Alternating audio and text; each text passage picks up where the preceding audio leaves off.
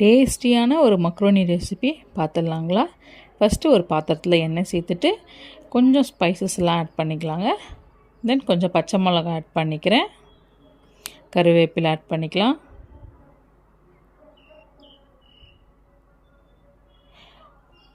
ரெண்டு பெரிய வெங்காயம் சேர்த்து கட் பண்ணி ஆட் பண்ணிக்கிறேன். இஞ்சி பூண்டு விழுது ஆட் பண்ணிக்கலாம்.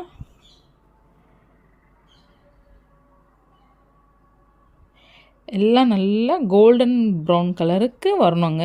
வெங்காயம் எல்லாம் நல்லா வறுபடணுங்க. தென் கொஞ்சம் தக்காளியை ஆட் பண்ணிக்கிறேன். நல்லா தக்காளி சேர்த்துட்டு நல்லா கலந்து விட்டுக்கலாம். இது நல்லா காரசாரமாக இருந்தால் தான் இங்கே டேஸ்ட்டாக இருக்கும். எல்லாம் போட்டு நல்லா மிக்ஸ் பண்ணிக்கலாம், அடி பிடிக்காத மாதிரி. கொஞ்சமாக கொத்தமல்லி, கரம் மசாலா,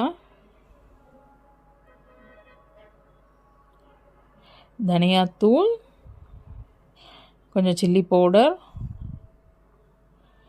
சிக்கன் மசாலா, உப்பு, கொஞ்சமாக தண்ணி ஆட் பண்ணிக்கலாம். இந்த மசாலாவுக்கு தேவையான அளவுக்கு தண்ணி, ஒரு ஸ்பூன் அளவுக்கு சில்லி சாஸ் ஆட் பண்ணிக்கிறேன். க்ரீமை கொஞ்சம் ஹீட் பண்ணிவிட்டு சேர்த்துக்கிறேங்க. அப்புறம் நம்ம வேக வச்ச மக்ரோனியை இதில் கொஞ்சமாக வேக வைக்கும் போது உப்பு போட்டு வேக வச்சேங்க, அதை சேர்த்துக்கலாம்.